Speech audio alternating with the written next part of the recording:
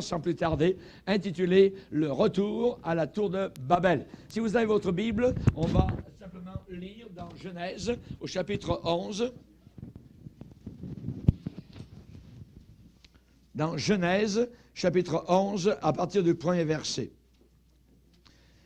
Nous allons, au travers de cette conférence, faire un saut.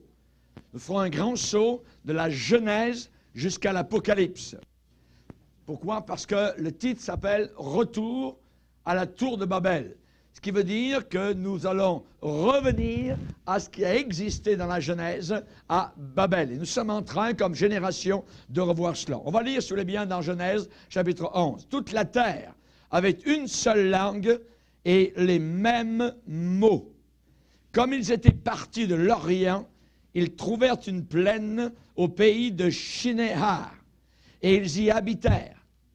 Ils se dirent l'un à l'autre, « Allons, faisons des briques et cuisons-les au feu. » Et cuisons-les au feu. Et la brique leur servit de pierre et de bitume. Et le bitume, leur servit de ciment. La brique leur servit de pierre et le bitume leur servit de ciment. Ils dirent encore, « Allons, bâtissons-nous une ville et une tour dont le sommet touche au ciel, et faisons-nous un nom, afin que nous ne soyons pas dispersés sur la face de toute la terre. » L'Éternel descendit pour voir la ville et la tour que bâtissaient les fils des hommes. Et l'Éternel dit, « Voici, ils forment un seul peuple, et ont tous une même langue.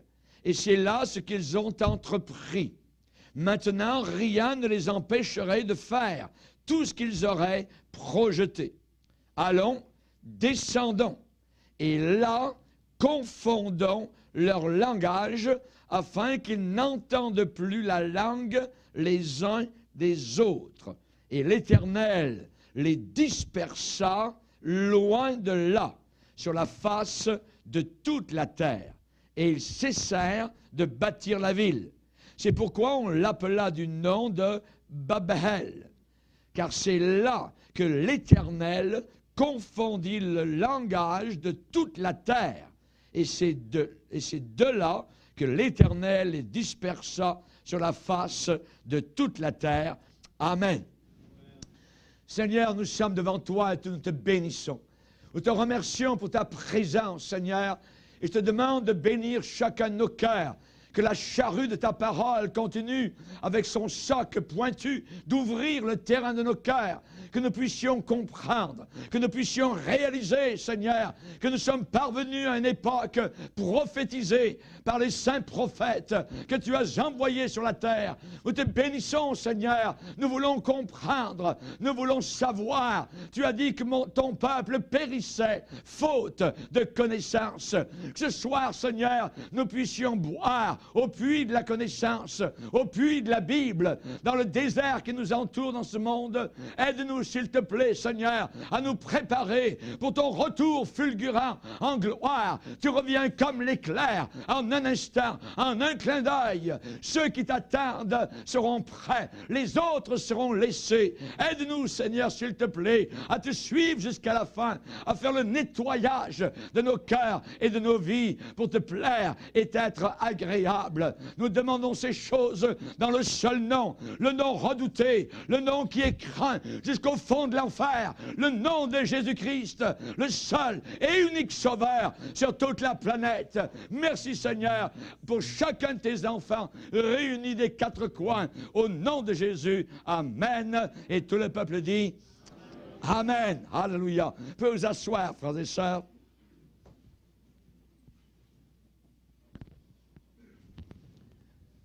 Le titre de la conférence s'intitule « Retour à la tour de Babel ». Le passage que nous venons de lire est très, très significatif. J'aimerais vous le mettre en contexte. Environ une centaine d'années s'étaient écoulées depuis le déluge. La première grande catastrophe mondiale qu'avait envoyée le Seigneur était arrivée il y avait environ seulement 100 ans, un siècle. Il restait encore des poches d'eau tenaces, têtues, qui n'était pas encore séché depuis une centaine d'années. Il y avait des lacs temporaires qui, un jour, allaient disparaître en s'évaporant pour toujours. Mais il y avait encore d'immenses secteurs de pays qui tachaient le paysage parce que depuis longtemps, il n'y avait pas d'arbres. Les arbres avaient tous été brisés par ce déluge terrible, ce jugement de Dieu qui était tombé sur une génération d'impies.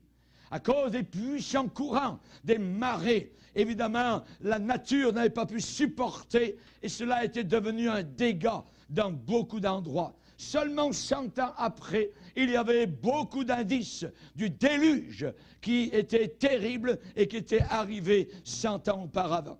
Et tout cela, évidemment, avec de très grandes zones, des zones très vastes qui, encore, évidemment, n'avaient pas été touchées par la verdure des dizaines d'années après Noé.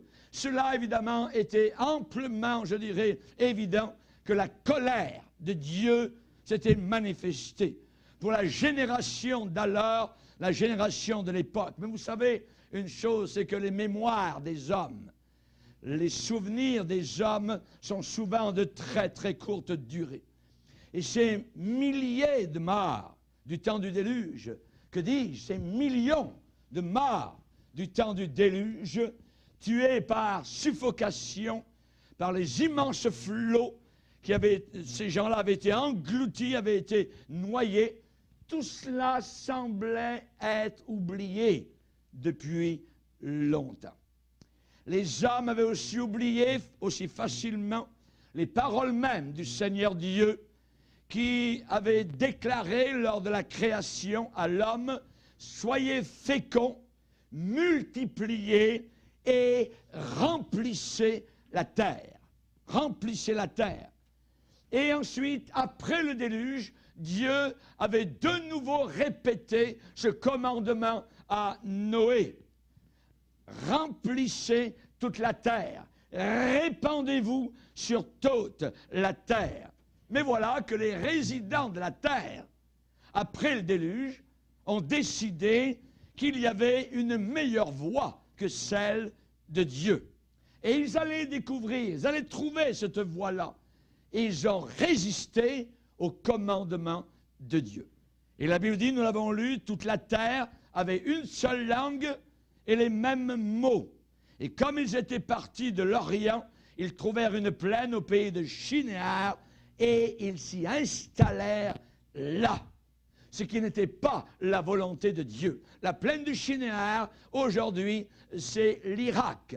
L'Irak d'aujourd'hui, donc là où coule l'Euphrate. Ils étaient là, bien installés, sans vouloir se disperser selon l'ordre du Seigneur. Pourtant, la directive de Dieu avait été tellement simple, très précise, répandez-vous sur la terre et multipliez. Le Créateur était déterminé à avoir sur la terre une colonie, je dirais, d'hommes et de femmes qui étaient justes, droits sur terre. Les hommes et les femmes devaient normalement accomplir les souhaits de Dieu, réaliser la volonté de Dieu.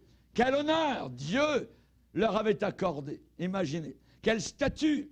Imaginez, Dieu avait décidé de se servir d'eux pour réaliser sa volonté sur la terre.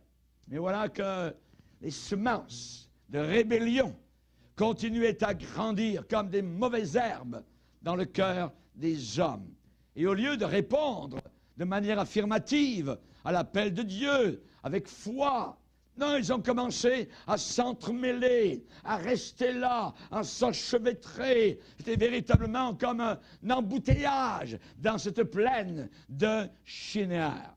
Et ils se dirent l'un à l'autre, allons, faisons des briques, cuisons-les au feu, bâtissons-nous une ville et une tour. Deux choses. Et nous allons voir ce soir, durant cette conférence, ces deux choses très importantes. Pas seulement une tour, mais une ville. Pas seulement une ville, mais une tour. Et la tour et la ville, nous allons la voir aussi bien réalisée dans l'Apocalypse. La tour ils ont dit, le sommet va toucher au ciel. Va toucher au ciel. On va voir ce que ça veut dire, toucher au ciel. Faisons-nous un nom, afin que nous ne soyons pas dispersés. Dieu dit, dispersez-vous. L'homme dit, pas dispersés. On veut rester ensemble. Voyez. Une tour dont le sommet touche au ciel. L'homme était-il assez fou pour penser qu'il pouvait vraiment bâtir une construction, édifier une sorte de building qui toucherait et qui atteindrait les étoiles? Non. Les cieux, dans la direction desquels l'homme s'est mis à construire, à monter son bâtiment, c'était vers les signes du zodiaque, vers l'occultisme. Si quelqu'un n'adore pas Dieu, il va adorer, parce que l'homme est un animal qui adore. Il va ou bien adorer son Dieu créateur, ou bien il va adorer le diable. Il n'y a rien entre. Si quelqu'un n'est pas chrétien, est un païen, et il sert le diable. Ou bien il est sauvé et il va au ciel, ou bien il n'est pas sauvé et il descend vers l'enfer. Les cieux, dans la direction desquels l'homme s'est mis à construire à Babel, c'était vers les signes diaboliques, l'adoration satanique, l'occultisme. Leur leader, à cette époque-là, s'appelait Nimrod. Nimrod. Et sa femme s'appelait Sémérimous. Nimrod et Sémérimous avaient déjà à leur époque lancé le culte d'adoration de la mère et de l'enfant. De la mère et de l'enfant. Adorer une reine dans le ciel qui tient un enfant dans ses bras. Et nous connaissons cela dans l'Église catholique romaine. L'adoration de Marie et du bébé qu'elle tient entre ses mains vient de Babel, vient de Babylone. C'est quelque chose de diabolique. Ça enlève l'autorité à Christ, notre seul Sauveur. Déjà à cette époque-là, cela existait. Et cela deviendrait plus tard le culte de Baal. Et les hommes allaient raffiner, allaient compléter leurs enseignements avec de l'astrologie. Leur sujet, à Nimrod, ces gens qui étaient là dans la plaine de Shinéar, Babel, leur sujet ne serait plus guidé par la sagesse de Dieu. Ils ne seraient plus dirigés et conduits par la sagesse du Seigneur, mais plutôt par les signes du zodiaque, par l'astrologie, par les démons. Nimrod, qui était le chef de Babel, d'où vient-il? C'est un descendant de Cham ou de Cam, un des fils de Noé. La Bible dit Nimrod, c'est lui qui commença à être puissant sur terre. Il fut un vaillant rebelle devant l'Éternel. C'est pourquoi l'on dit comme Nimrod, vaillant chasseur devant l'Éternel. Il régna d'abord sur Babel, Érec, Akkad, Calné, au pays de Shinéar. Le pays de Shinéar, c'est Babylone, c'est l'Irak d'aujourd'hui. Nimrod et son épouse, qui régnaient sur ces gens-là, ont pensé qu'ils pourraient bien mieux contrôler leur sujet par la superstition, par la peur, que s'ils laissaient les consciences individuelles entre les mains du Seigneur. Nimrod, ce vaillant rebelle devant Dieu, qui régnait d'abord sur Babel, voulait que son peuple soit en un seul lieu dans les plaines de Shinéar. Les hommes ne voulaient pas être éparpillés, dispersés au loin, livrés peut-être entre les mains d'un Dieu qui pouvait faire cracher, je dirais, des tonnes et des tonnes d'eau du ciel et de dessous leurs pieds, d'ouvrir les écluses d'en bas. Ils ne voulaient plus de cela. Ils ne voulaient pas être livrés entre les fantaisies, les lubies, les souhaits, les caprices d'un Dieu qui pouvait faire jaillir de l'eau sur terre pendant 40 jours, pendant 40 nuits. et qui, du revers de la main, pouvait faire jaillir des eaux depuis les profondeurs de la terre sous leurs pieds. Non, ils avaient déjà survécu à cela, ils avaient suffisamment passé à côté de cela, ils en étaient déjà assez loin. Maintenant, 100 ans environ s'étaient écoulés. Le grand-père, Cham, avait raconté avec horreur cette catastrophe lorsqu'il était à l'intérieur, lui, de l'arche avec son père Noé.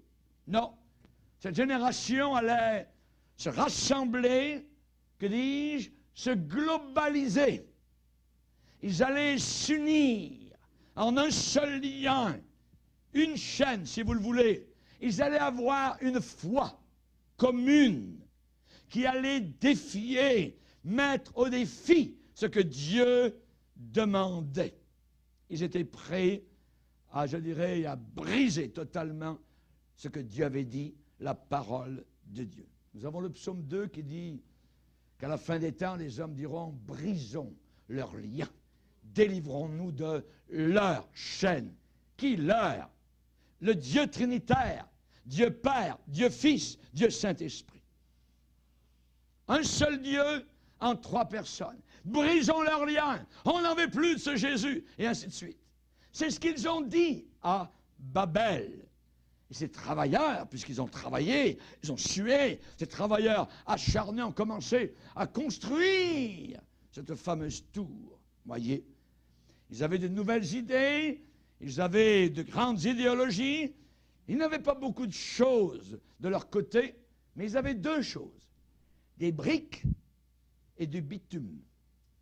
Des briques et du bitume. Briques fabriquées maison, et bitume, c'est de l'asphalte, en langage courant ici au Québec, du pitch. Oui. C'est ce qu'ils avaient. C'est 2 choses. Des briques et du pitch, du bitume. La Bible dit, nous l'avons lu dans Genèse 11, la brique leur servit de pierre et le bitume leur servit de ciment. Est-ce que vous êtes déjà arrêté à penser à ça? Voyez. Qu'est-ce qu'une brique? Une brique, c'est une création oblongue, voyez, faite avec de l'argile durcie. Maintenant, on va reculer un peu plus. Quelle était la composition originelle de l'homme à partir du Jardin d'Éden? Oui, vous l'avez. De l'argile. De l'argile. L'Éternel Dieu forma l'homme de la poussière, de la terre. Il lui a dit, tu es poussière et tu retourneras dans la poussière. Les briques sont faites d'argile. Vous êtes-vous arrêté à réfléchir que vous puissiez être relié, avoir un brin de parenté avec une brique?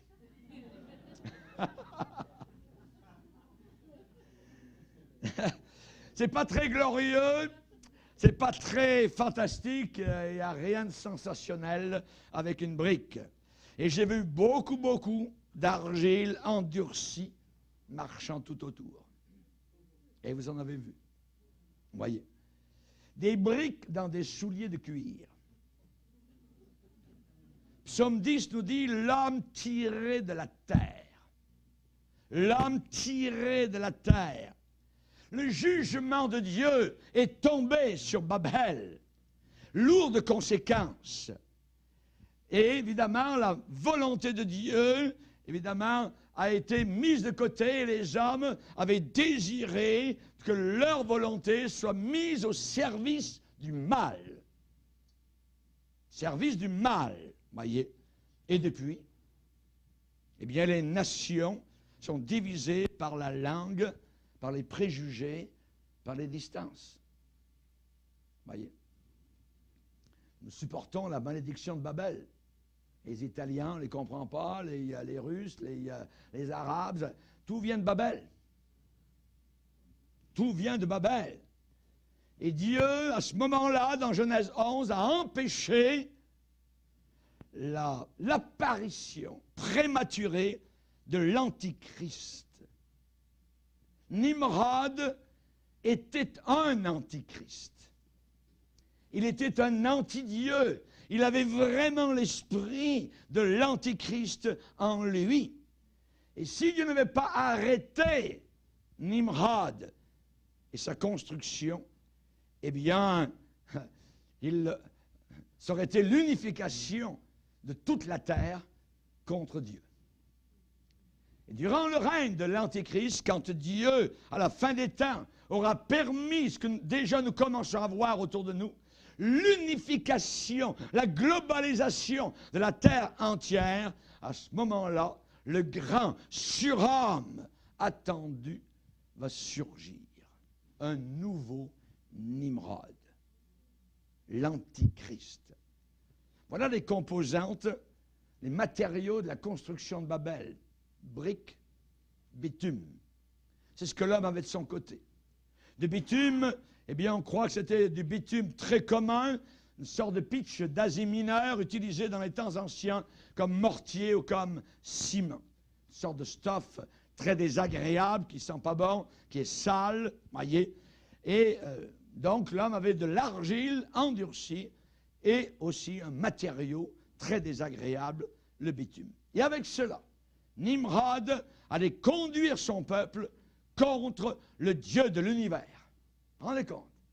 Vous riez, mais c'est totalement absurde. Vous voyez? Pure folie, évidemment.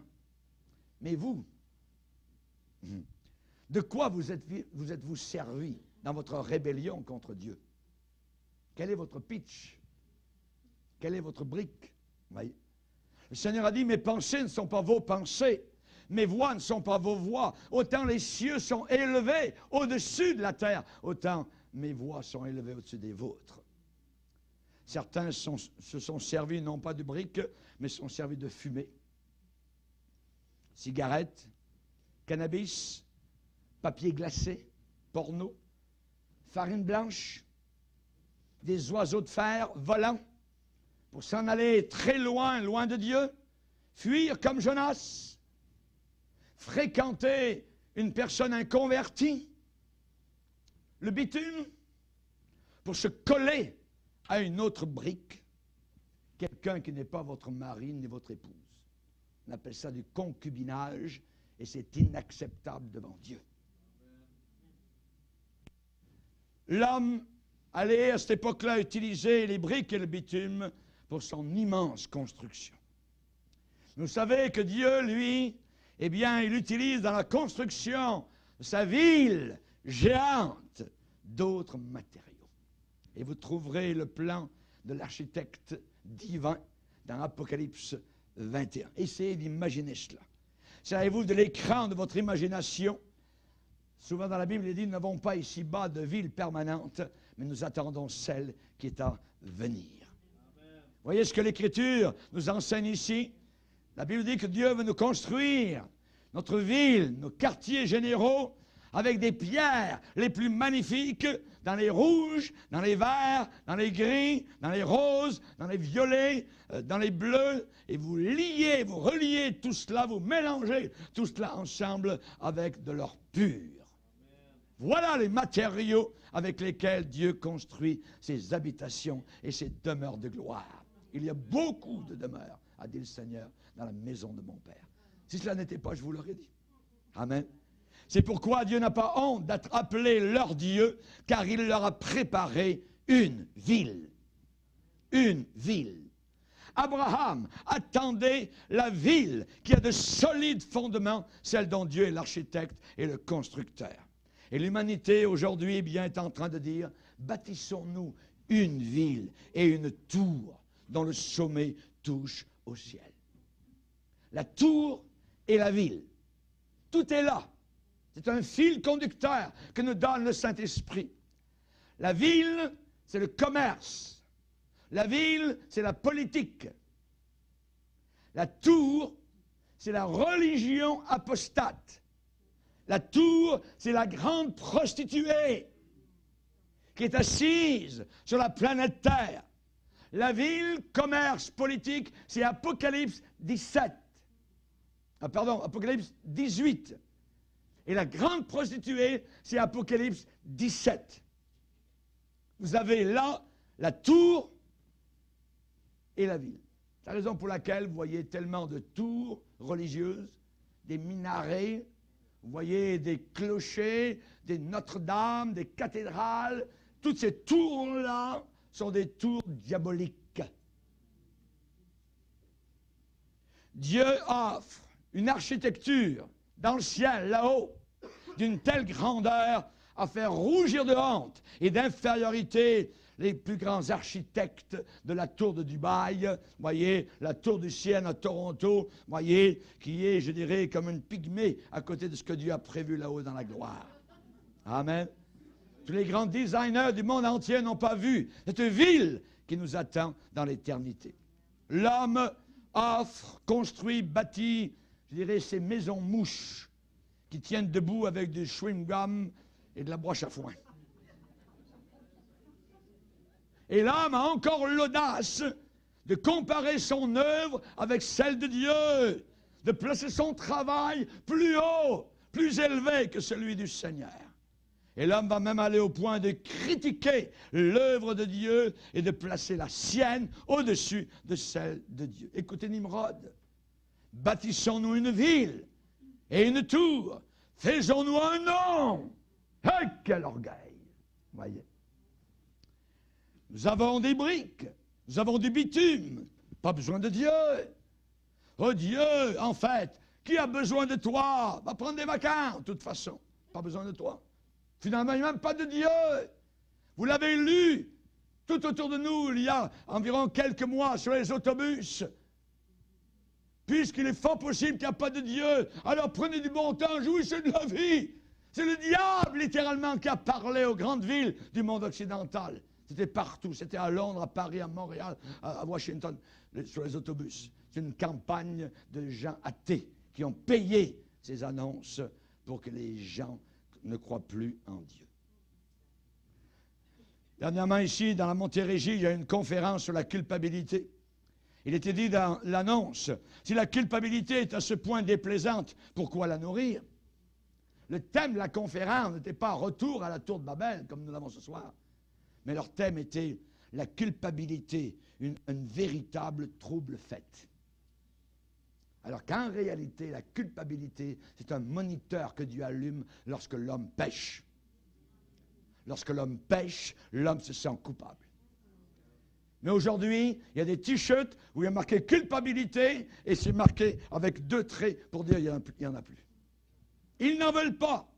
Un nouveau mot pour Babel aujourd'hui, c'est globalisation. Toutes les fois où vous entendez mondialisation, globalisation, vous avez maintenant la nouvelle tour de Babel qui est en train de se monter. Banque mondiale, la fusion des multinationales, l'OMS, Organisation mondiale de la santé. Vous prenez aujourd'hui votre pression et à la fin, le petit bidule, il vous parle. Ouais, la bonne femme à l'intérieur, vous pouvez mettre en anglais, en français, en japonais, comme vous voulez. En français, ça dit, selon les normes de l'Organisation mondiale de la santé, vous êtes normal.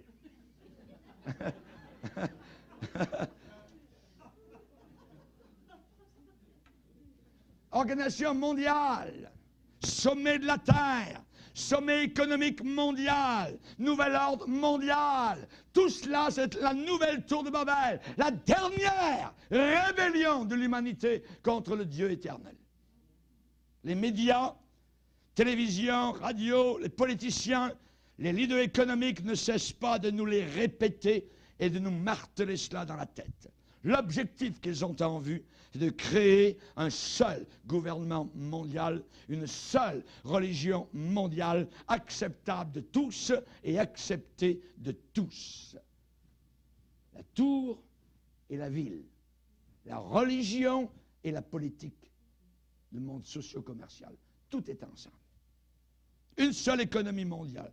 C'est possible, ils aimeraient bien qu'il y ait une seule langue mondiale. Qu'est-ce qui fait que notre monde est toujours plus petit? Notre monde est en train de rétrécir comme une peau de chagrin, voyez. Ça commence actuellement à ressembler à une ville gigantesque. Une seule ville. C'est l'évolution technique endiablée de ces derniers 10 ans. Ce sont des possibilités inimaginables de la communication, de l'information moderne instantanée. Les capitaux, les produits, les services, Internet, cellulaire, ainsi de suite, eh bien, font que toute la Terre est en train de devenir un seul et unique pays en rébellion contre le vrai et unique Dieu. Récemment, dans un journal de langue allemande, Idea Spectrum, la question était posée en titre du journal: la globalisation va-t-elle entraîner une nouvelle édition de la Tour de Babel? Point d'interrogation. Je répète, la globalisation va-t-elle entraîner une nouvelle édition de la Tour de Babel? Le récit authentique et vrai de la construction de cette tour se trouve dans la Bible, dans Genèse 11. Vous ne le trouvez pas dans le Coran, ni dans le livre des Mormons, ni des Témoins de Jéhovah. Ça a été la première tentative de l'humanité de serrer les rangs sans Dieu, de se faire un nom célèbre. Et la dernière tentative finale de ce genre est décrite dans Apocalypse 17, la tour qui se monte, tour religieuse, la tour de la religion, et Apocalypse 18, la ville, le commerce et la politique. On appelle ça dans la Bible, dans les termes bibliques, la Babylone, la grande Babylone. Babel, Babylone. L'humanité, depuis Babel, s'est toujours efforcée de toucher au ciel. De toucher au ciel. D'atteindre quelque chose d'éternel et d'unique, sans réserver aucune place pour le Dieu vivant. Pas de place pour Jésus. Ni à Bethléem, ni aujourd'hui dans le monde, ni dans beaucoup de cœurs. La construction de la tour de Babel a été un échec total, retentissant, écrasant. L'humanité a été dispersée et confondue. Dispersés, ils cessèrent de bâtir. La tour de Babel n'a jamais été achevée. Leur langage a été confondu. Et la construction de la tour de Babel moderne, la dernière qui se monte actuellement, va échouer, elle aussi, dans un fracas retentissant aux 4 points cardinaux de la planète. Apocalypse 18 est la description de l'effondrement du dernier empire, celui de Babylone. Commerce, politique, ensemble. Et on n'y entend que des gémissements, parce que tout le système mondial va s'écrouler. Savez-vous en combien de temps? 1 heure. En 1 heure. Ça sera la chute totale à Montréal, à Toronto, à Vancouver, à Washington, à Paris, à Tokyo, à Hong Kong, à Moscou, toute la planète Terre. Tout va être détruit, système commercial, politique et religieux, en 1 seule heure. Ce sera le jugement de Dieu et c'est lui qui aura le dernier mot. Alléluia. Actuellement, la dette, uniquement pour prendre juste les États-Unis, c'est des milliards et des milliards, évidemment, de dollars.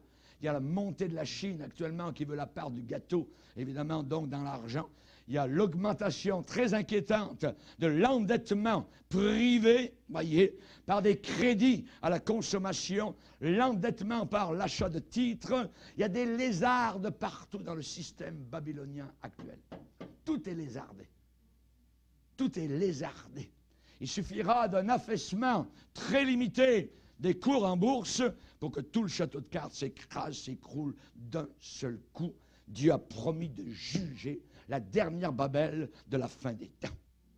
Et après le jugement sur la tour et la ville de Babel, quand on parle de Babylone, l'idée qui nous reste, c'est une très grande concentration d'hommes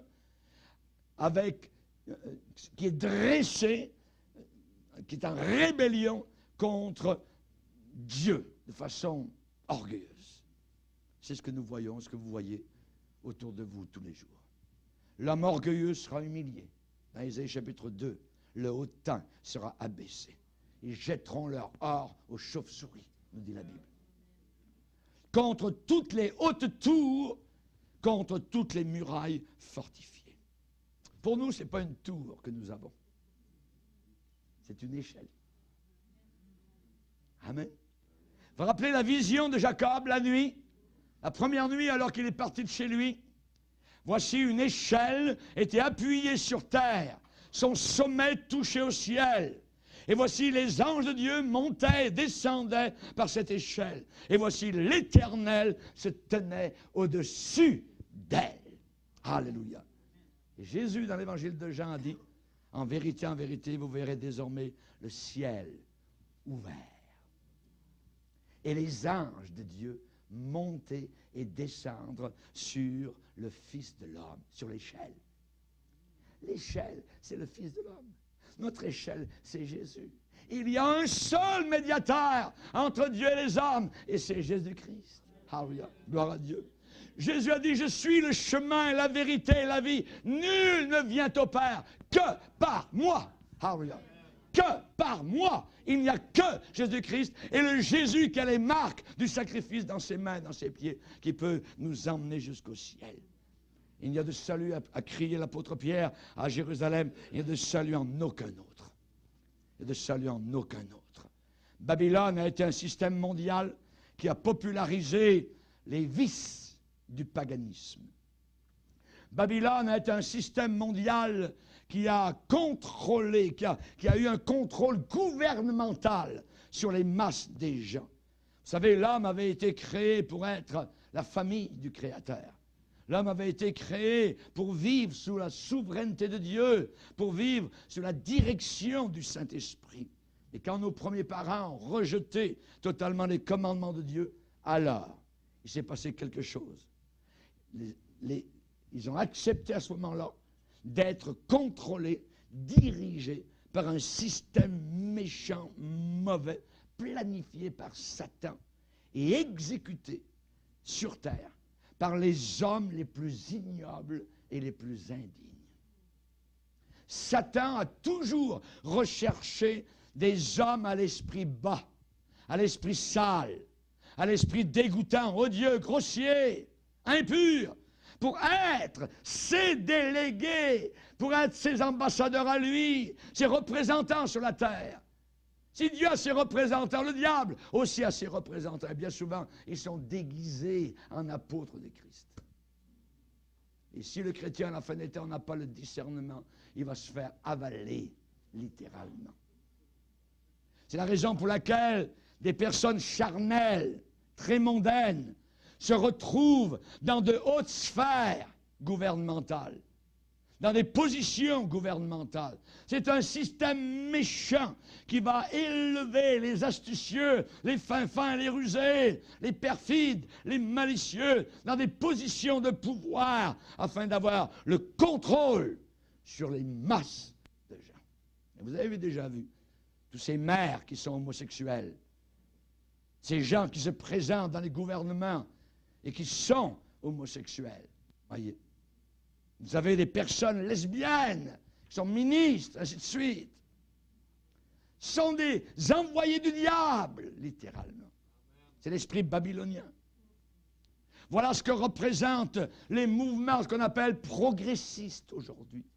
Les mouvements communistes, les mouvements féministes, les mouvements islamistes, les mouvements d'homosexuels, les mouvements évolutionnistes, les mouvements athées du monde occidental aujourd'hui.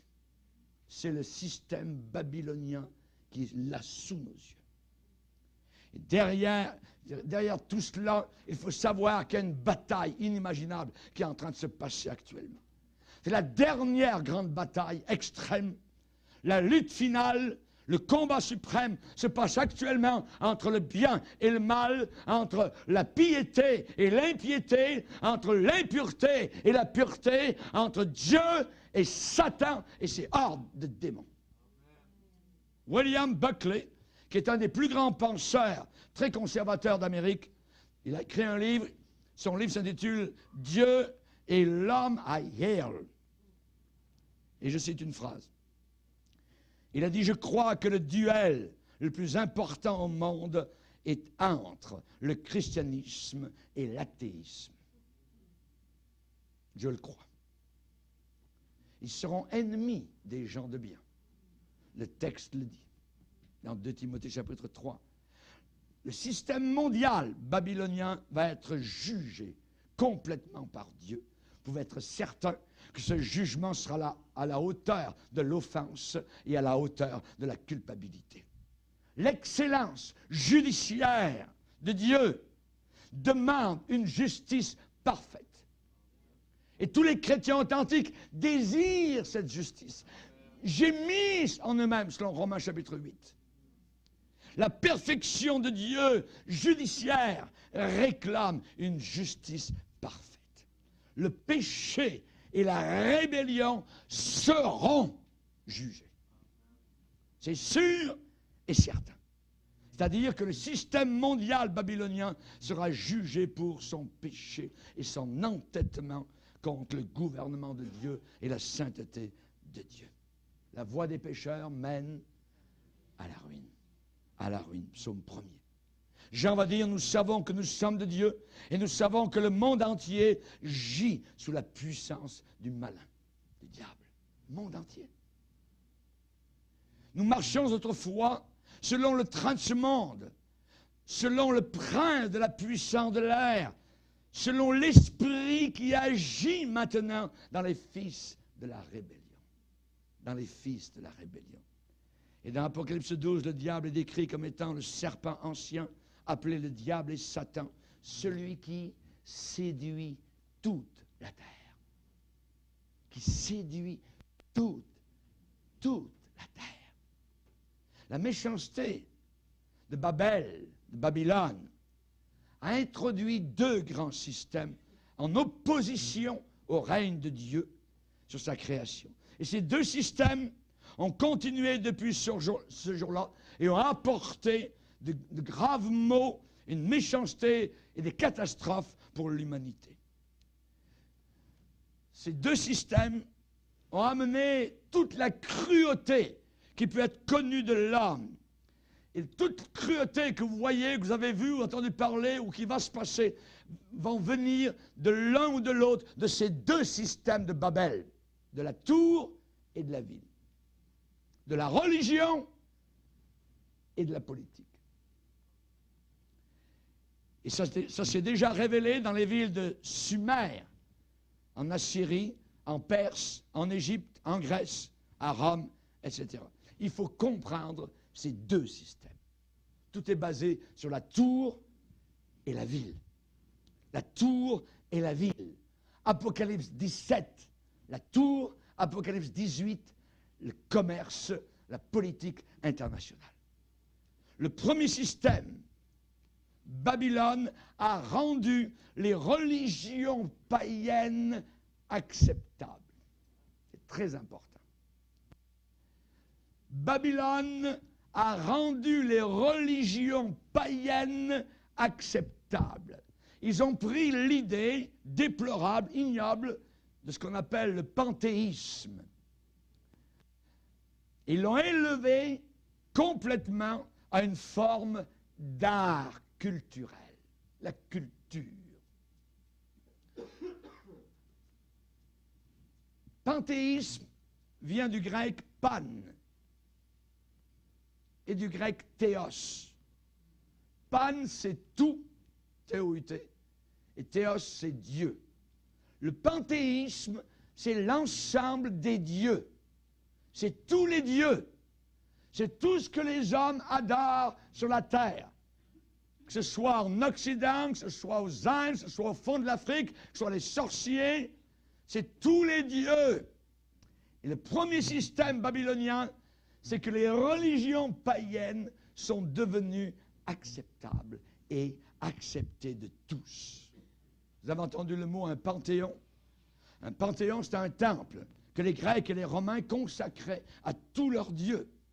Les Égyptiens, vous vous rappelez, avaient une série de dieux. Il y avait Isis, il y avait Horus, il y avait toutes sortes de dieux, de déesses. Et vous connaissez les 10 plaies d'Égypte. Eh bien, Dieu a déclaré, cette nuit-là, je passerai dans le pays d'Égypte, j'exercerai des jugements contre tous les dieux d'Égypte, je suis l'Éternel. Contre tous les dieux d'Égypte, je suis l'Éternel. Babylone a eu cette nouvelle religion anti-Dieu, anti-Christ. Et Babylone y a incorporé des chorégraphies.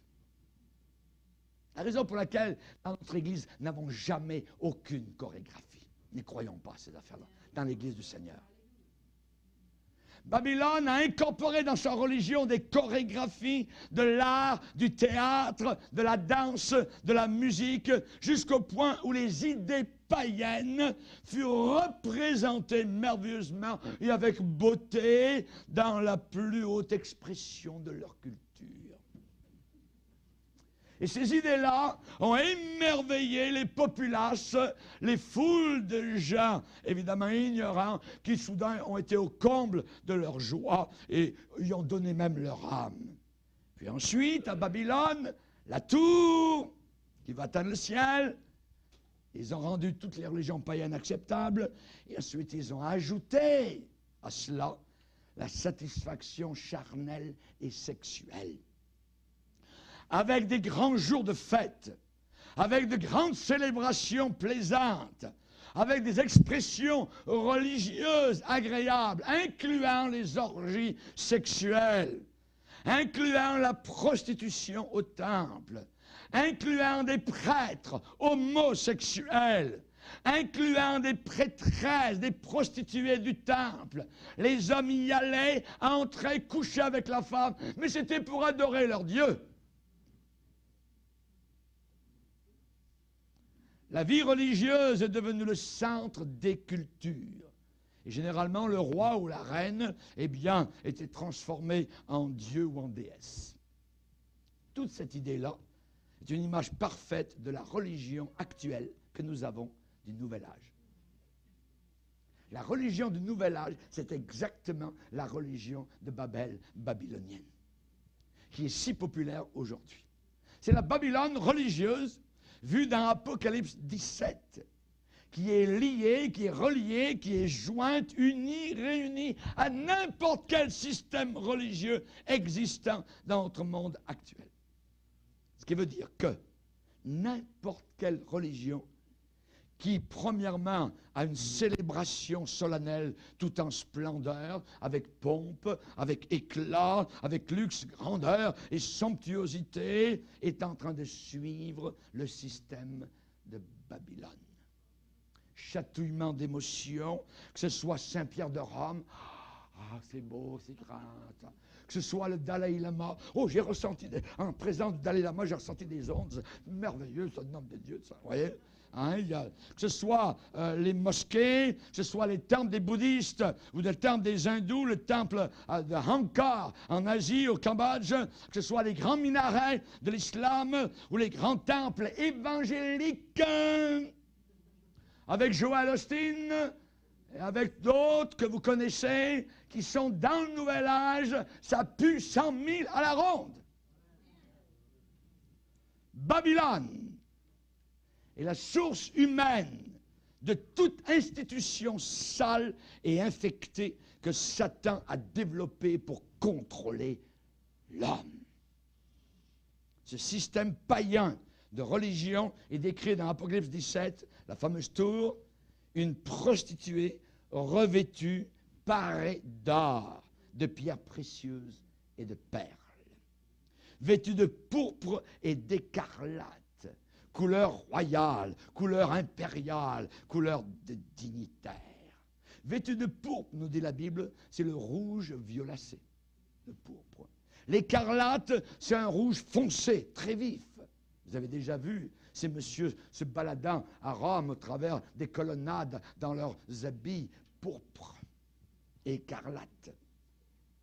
Ça représente toutes les fausses religions. Ça représente toute la foule religieuse du monde. Notez bien le mot écuménique. Écuménique égale diabolique. Voyez. L'union de toutes les églises en une seule et unique. Tout le monde est bienvenu, tout le monde est accepté. Et vous les avez vus déjà, lorsqu'on célèbre les morts de tsunami. Voilà le monsieur avec son turban hindou. Voilà monsieur évangélique. Voilà monsieur catholique. Voilà monsieur ceci. Et vous avez tous. C'est Babel. Babylone. Sous vos yeux. Voyez. toute idée religieuse venant du paganisme le plus cru, allant jusqu'à toute la pompe et le faste, le luxe de Rome. Tout cela uni à la fin des temps dans une convoitise de richesse et de pouvoir politique. Domination des masses. Et à Babel, leur tour, eh bien, a aidé à commencer à servir tout le système politique. Et à la fin des temps, ça va être la même chose, la politique et la religion. Et vous n'avez peut-être jamais autant entendu parler de religion depuis 5 ans. Les accommodements religieux, puis ceci, puis les turbans, puis ainsi de suite, puis les Jésus, on ne veut plus rien savoir, ainsi de suite, on veut la nouveauté, puis tout ça, c'est la montée, évidemment, de cette nouvelle religion. Et par qui on commence? Par les anciens, par les vieux? Non. Eux, ils connaissent l'ancien système. On commence par les jeunes, à l'école primaire. Et le livre à l'école primaire s'intitule « Symphonie, éthique et culture religieuse », ici déjà au Canada. Alors à l'intérieur, on vous montre l'enfant est en primaire, voyez, et on lui dit qu'on va explorer les différentes façons de penser, d'être et d'agir dans la société à l'intérieur d'une même tradition religieuse et dans des traditions religieuses diverses. Il y a différentes façons pour aller vers Dieu. Il n'y a pas juste toi, il n'y a pas juste ton Jésus. Il y a les autres qui arrivent là-bas du fond de l'Afrique, puis il y a les autres qui arrivent du monde arabe, voyez, puis il y a les autres qui arrivent des Indes. Hey, réveille-toi, tu n'es pas tout seul sur la terre. L'enfant, lui, et les parents disent, il faut être ouvert. Il faut être ouvert, il faut être une nouvelle génération, tout ça. Et on explique par une histoire dans une basse-cour comment... C'est inimaginable, c'est tordu, c'est vraiment Satan. Lorsque tu exprimes un point de vue, tu le fais toujours à partir de ta propre façon de voir ou de comprendre les choses. Voyez? On explique, il n'y a pas juste toi, et ainsi de suite. Voyez? Tu sais que certaines conditions sont nécessaires au dialogue. Dialogue, voyez? Rappelle-toi, le dialogue n'est pas un combat entre différents points de vue. C'est un échange au terme duquel tout le monde devrait être gagnant. La tour se bâtit comme cela, autour de nous, avec les enfants. Voyez, Babylone a des autobus, et la couleur de Babylone, c'est jaune.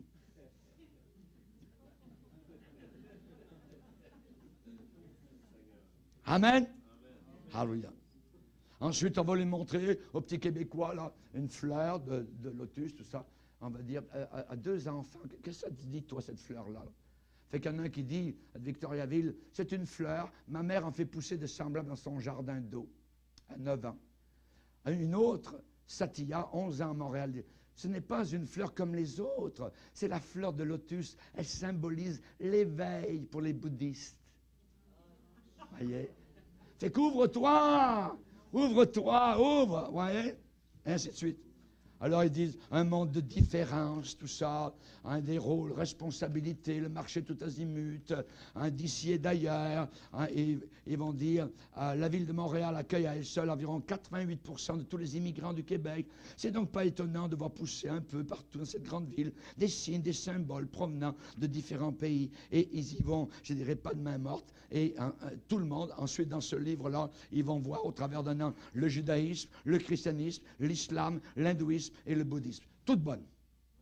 Et vous l'entendez tous les jours. Toutes les religions sont bonnes. Il y a du bon dans toutes les religions. Il y a du bon dans toutes les religions.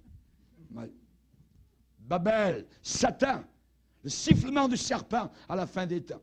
Ensuite, vous allez au marché, vous regardez simplement quelques annonces, voyez. Atelier de croissance personnelle et collective, voyez.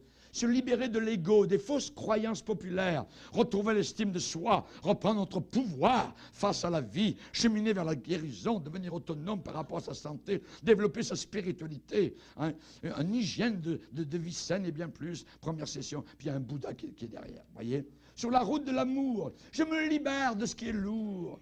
À l'horizon se couchent mes douleurs, mais moi je suis empli de paix et de bonheur, voyez. Un autre, ça c'est Yoga Reiki. centre de ressourcement spirituel.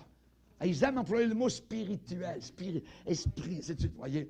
Nous sommes heureux de partager les joies, les bienfaits des thérapies énergétiques, holistiques avec vous, nos traitements de Reiki, des séances de yoga, de méditation guidée, de même que des séances de yoga interactives pour les enfants de 5 à 8 ans sont données en français et en anglais. Voyez, Satan, la Babel, en train de monter tout autour de nous. Ce que vous voyez est vrai, ce que vous pensez, c'est juste moi. Non, c'est la réalité. Nous sommes là. Nous sommes de nouveau à Genèse 11 qui va se transporter dans Apocalypse 17 et 18. La tour et la ville.